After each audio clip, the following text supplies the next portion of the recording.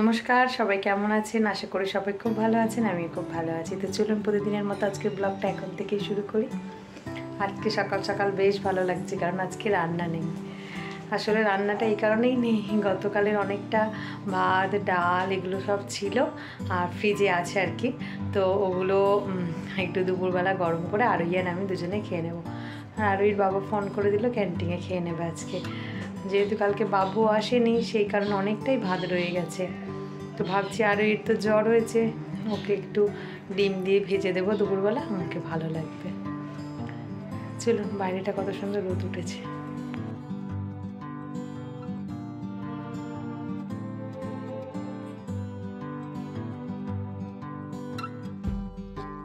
গতকাল রাত থেকেই আরোহীর জ্বর হয়েছে, ছিল মামার বাড়ি, সেখান থেকেই হঠাৎ রাত্রে জ্বর। সকালবেলা সেটা আমরা জানতে পারি, আর জানতে পেরেই আরোহীর বাবা সকালেই ওকে ডাক্তারের কাছে নিয়ে যায়। কারণ এখন সর্দি বা জ্বরটা না দেখছি যার হচ্ছে বেশ কিছুদিন ভোগাচ্ছে। আর যেহেতু আবার সোমবার থেকে স্কুল, তাই একদম দেরি না করে বাবা নিয়ে চলে গেছিলো। আর এই যে চলে এসেছে এখন, এই যে সিরাপ দিয়েছে, কারণ কাশিও হচ্ছে, তার সাথে প্রচণ্ড পাতলা সর্দি আছে ওর। তো যাই হোক, এই সর্দি তারপরে এদিকে কয়েকটা ট্যাবলেটও দিয়েছে। তো আনা মাত্রই আমিও খাওয়ানো শুরু করে দিয়েছি, কারণ বেশি দেরি করলে হবে না। আর জ্বর হলে একটা দিয়েছি, তো অবশ্য জ্বর আশা করি আর হবে না, কারণ জ্বরের প্যারাসিটামল অলরেডি ওর কালকে পড়েই গেছে। আর এই যে একটা সকালেই খালি পেটে ছিল, আমি ঝপ করে হাতে ভেঙে নিয়েছি, ওকে দিয়েও দিলাম, কারণ এখন ওকে বলে বলে খাওয়াতে হয় সব কিছু ওষুধপত্র। আর আসার পথে আর এর বাবা আবার একটু পরোটার ঘুগনি নিয়ে এসেছিলো, আর তার সাথে আছে গোটা কয়েক বেশ ফুরুলি গরম গরম। তবে হ্যাঁ, এইসব খাবার কিন্তু বাড়িতে বসে খাওয়ার একটা মজাই আলাদা। আমার কিন্তু দোকানে বসে খেতে খুব একটা ভালো লাগে না, সত্যি কথা বলতে। একটু কিনে আনলেও বাড়িতে নিজেদের বাসনপত্রে সুন্দর করে সাজিয়ে রেখে হাতে অনেকটা সময় নিয়ে ধীরে সুস্থে বসে বসে খাওয়া যায়, সুন্দর লাগে। তো যাই হোক, চলুন আপাতত তরকারিটা আমি ডেচিটার মধ্যে ঢেলে ফেলি, তারপরে পরোটাগুলো তো ছিঁড়তে হবে। আপনি যখন বসে খাবেন দোকানে, ওরা কি সুন্দর ছোট্ট ছোট্ট করে ছিঁড়েই আপনাকে দেবে, কিন্তু যখনই বলবেন যে বাড়িতে নিয়ে যাব, তখন আপনি যতটা পারবেন তো ওজন করে ততটাই দিয়ে ছেড়ে দেবেন, আর ছেঁড়ার নামগন্ধ থাকে না। তো যাই হোক, আপাতত এখন পরোটাটা আমি আস্তে আস্তে ছিঁড়বো। আর ঘুগনিটা দেখে তো বেশ ভালোই মনে হচ্ছে, তবে প্রতিটা আলুতে দেখুন খোলা লেগে আছে। এটাই এত টেস্টি লাগে, বাড়ির থেকেও বেশি, তাই না? সত্যি কথা, কেনা খাবার কি আমরা এতটাই অভ্যস্ত হয়ে গেছি যে কেনা খাবার খেতে ভীষণ ভালোও লাগে, কিন্তু প্রতিদিন তো খাওয়া উচিত না, তাই না? তবে মাঝে মধ্যে এরকম হলে মন্দ হয় না। তবে এই পরোটা সবে কালকেই গল্প করেছিলাম আপনাদেরকে, 1 বছর ভাই ফোঁটার সময় সকালবেলা আরুর বাবা নিয়ে এসে খেয়ে দিয়ে সারা দিন আর খিদে হয়নি। তবে আজকে তো আর রান্না বান্না নেই, খিদে নাই হোক, তাতে কোনো অসুবিধাও নেই। তো পেট ভরে মন ভরে সবাই মিলে পরোটা খেয়ে নেবো আজকে। আর এর জন্য একটু দিয়েছি, দেখি বেচারি খেতে পারে কিনা। গতকাল রাতে শুনছি নাকি বমিও করেছে একটু। তো অ্যাসিডের জ্বর হয়েছে কি সর্দিতে বুঝতেও পারছি না, তবে সর্দিও কিন্তু প্রচণ্ড আছে। তো এই সব রকম পাইল করেই হয়েছে। তো ওর পরোটাটা একটু আস্তে করে করে ছোটো ছোটো করে ছিঁড়ে দিলাম, তবে বেচারি খেতে পারবে। তবে ও মুড়ি খেতে প্রচণ্ড ভালোবাসে, তবে আজকে হয়তো কি করে। যাই হোক, একটা ফুরুলি দিয়ে দিই গরম গরম, যা খাই খাক। চলুন আমরাও আমাদেরটা বেড়ে নিয়ে বসে পড়ি, কারণ আরুর বাবা ডিউটি বেরাবে। আজকে এমনি যথেষ্ট দেরি হয়ে গেছে, আর দেরি করালে চলবে না। তো আমরাও খাওয়া শুরু করে দিলাম। মোটামুটি ভালোই টেস্টি হয়েছে, গালে দিয়ে দেখলাম। তবে হ্যাঁ, এই পরোটাতে তো নুন থাকে না, সেই রকমই টেস্ট আর কি। যাই হোক, চলুন, ভালোই লাগছে। তবে একটু মুড়িও খাবো, কারণ গরম ফুরুলি আছে তো, সেই কারণে। ফুরুলি দিয়ে তরকারিও খেতে খুব ভালো লাগে, তাই অনেক কটা ফুরুলি ভাবছি গোটা তিনেক রেখে দেবো। বাদ বাকিটা খাবো, কিন্তু গোটা তিনেক ফুরুলি রেখে দেবো। আজকে সন্ধ্যে তরকারি আর রুটি করব। চলুন, আর ওর বাবাও বেরিয়ে পড়েছে, খাওয়া দাওয়া কমপ্লিট হয়ে গেছে আমাদের।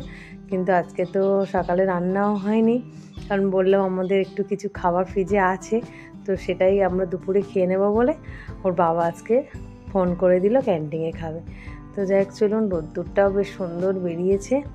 অনেকটা দেরি হয়ে গেছে ওনার, যেখানে 8:45 বেরোয়, সেখানে আজকের বেজে গেছে প্রায় 10:30টার মতো। তো কি করা যাবে, আজকে মেয়েকে নিয়ে ডাক্তারখানায় দেখাতে গিয়ে এতটা লেট।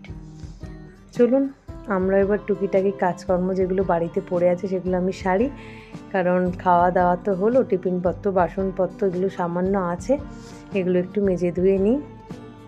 তারপরে স্নান টান সেরে পুজো করে আরোহীর ভাত গরম করব। এই যে কথা আর কাজ, চলে এসেছি আরোহীর ভাতটা গরম করতে। একটু ডিম ভেজে নিয়েছিলাম, কড়াতে একটু হলুদের তেল ছিল, মানে গতকালের একটুই পটল ভাজা বেগুন ভাজার তেল ছিল, তার মধ্যে ডিমটা ফাটিয়ে দিতে এইরকম ডিম ভাজাটা লাল লাল মতো হয়ে গেছে। তো সেটার ওপরেই ভাতটা দিয়ে দিয়েছি, দিয়ে এই যে একটু চিনি আর নুন ছড়িয়ে নিয়েছি, ফ্রায়েড রাইসের মতো হয়ে গেছে দেখুন। তো যাই হোক, এটাই আরোহী খুব পছন্দ করে এবং খুব ভালোবেসে খায়ও আমি দেখেছি, তাই ওকে এরকমভাবে বানিয়ে দিলাম। আর অল্প একটু ভাত আছে, আমার কিন্তু সত্যি আজকাল একদম খেতে ইচ্ছে করছে না।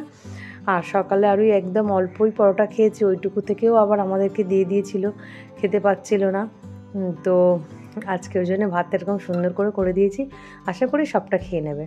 আর আমার খেতে ইচ্ছে করছে না, আমি ভাবছি খাবো না, যদি খেতে ইচ্ছে খুবই করে বা খিদে পায় তখন এই ভাত রয়েছে এর মধ্যে ভাবছি একটু নুন আর কাঁচা লঙ্কা লেবুর রস দিয়ে একটু জল ভাত করে খেয়ে নেব। আমি আর আলাদা করে কিছু ভাজবো টাজবো না, আমার ভালো লাগছে না এরকমভাবে আর খেতে। যাই হোক, চলুন আরোহীরটা মোটামুটি সুন্দর করে গুছিয়ে দিয়েছি, ওকে দিয়ে দিই, আশা করি ও খুব ভালোবেসে খেয়ে নেবে। তারপরে সন্ধ্যাবেলা এই যে বলেছিলাম না একটু ফুলুলির তরকারি করব, তাই নিয়ে বসে পড়েছি। মাঝে অনেকটা সময় পেরিয়ে এসেছি, পাখিকে নিয়ে বিকালবেলা প্রতিদিন যেরমভাবে বাইরে একটু বসি, ওই বসেছিলাম। তারপরে সন্ধ্যা টন্ধা দিয়ে আর তরকারিটা বসেছি, কারণ খুব খিদে পেয়েছে। বললাম না দুপুরবেলা খুব একটা ভালো করে খাওয়া দাওয়া হয়নি, কিন্তু সন্ধ্যাবেলা প্রচণ্ড খিদে পেয়েছে, ভাবছি একবারে গরম তরকারি আর রুটিটাই খাবো। রুটিটা আমার অলরেডি হয়ে গেছে বানানো, এবার শুধু তরকারিটা গরম গরম বানাবো। একটু টমেটো আদা রসুন লঙ্কা হলুদ দিয়েছি, আর এটা তো একটু পাঁচফোড়ন দিয়ে লাস্টে সম্বরবো, তবেই সুন্দর ফুলুলির তরকারির গন্ধটা কিন্তু আসে। যতই আদা রসুন দেওয়া হোক না কেন, এতে কিন্তু ডালচিনি বা এলাচ দেওয়া হয় না। এই তরকারির সুন্দর গন্ধটা আসে এরকম আদা রসুন দিয়ে কষানোর পরেই পাঁচফোড়ন দিয়ে সম্বরা, এ থেকে একটা আলাদা সুন্দর স্মেল বেরায়, সেটাই সুন্দর খেতে লাগে। সেটার জন্যই এটা আমাদের কাছে খুব প্রিয় একটা তরকারি, আরও খুব পছন্দ করে আর আমরাও। তো সব সময় তো হয়ে ওঠে না, মাঝে মধ্যে বানিয়ে ফেলি। তো চলুন এর মধ্যে এবার জলটা দিয়ে দিই, কষানো তো আমার একদম রেডি হয়ে গেছে। এর মধ্যে এবার জলটা দিয়ে তারপরে একটু ফুটতে দেবো, মানে আলুটা জাস্ট যতক্ষণ সিদ্ধ হবে, তারপরে আবার এটাকে নামিয়ে আর একটু পাঁচফোড়ন দিয়ে সম্বরে নেবো, ব্যাস তাহলেই কমপ্লিট হয়ে যাবে। আর শেষ মুহূর্তেই আমি এটাতে ফুলুলিটা দেবো। আর এই তরকারিতে একটু জল বেশি কারণ দিতে হয়, ফুলুলিটা অনেকটাই জল টানে, তবে এখন বেশি জল দেব না, কারণ আলুটা সিদ্ধ হতে আবার বেশি জলের দেরিই হয়, তাই অল্প একটু জল দিয়েছি, পরে দেব। এই যে পাঁচফোড়ন দিয়ে দিয়েছি কড়ার মধ্যে, কড়াটা খুব একটা ভালো করে পরিষ্কার করে মোছা হয়নি, পাঁচফোড়নটা মোটামুটি হয়ে এসেছে।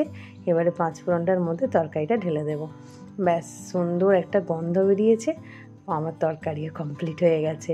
এবারে গোটা তিনেক ফুলুলি যে সকালে রেখে দিয়েছিলাম সেটা এর মধ্যে দিয়ে দিলাম, এবারে ফুলুলিটা এর মধ্যে পুরো জলটা টেনে নেবে, নিয়ে তরকারিটা কমপ্লিট করে দেবে, আর ওর একটা নিজস্ব গন্ধই তরকারিটার মধ্যে ছেড়ে দেবে। ব্যাস চলুন এবার আমরা রাতের খাবারটাও বেড়ে ফেলি। আর ভিডিওটাও আজ এখানেই শেষ করছি, আগামীকাল একটি নতুন ব্লগে আবার সবার সাথে দেখা হবে। সবাই সুস্থ থাকবেন, ভালো থাকবেন, সবাইকে ভালো রাখবেন। আর ভিডিওটা কেমন লাগলো অবশ্যই কমেন্ট করে জানাবেন, আর ভালো লাগলে একটা লাইক সাবস্ক্রাইব করে পাশে থাকবেন। চলুন টাটা।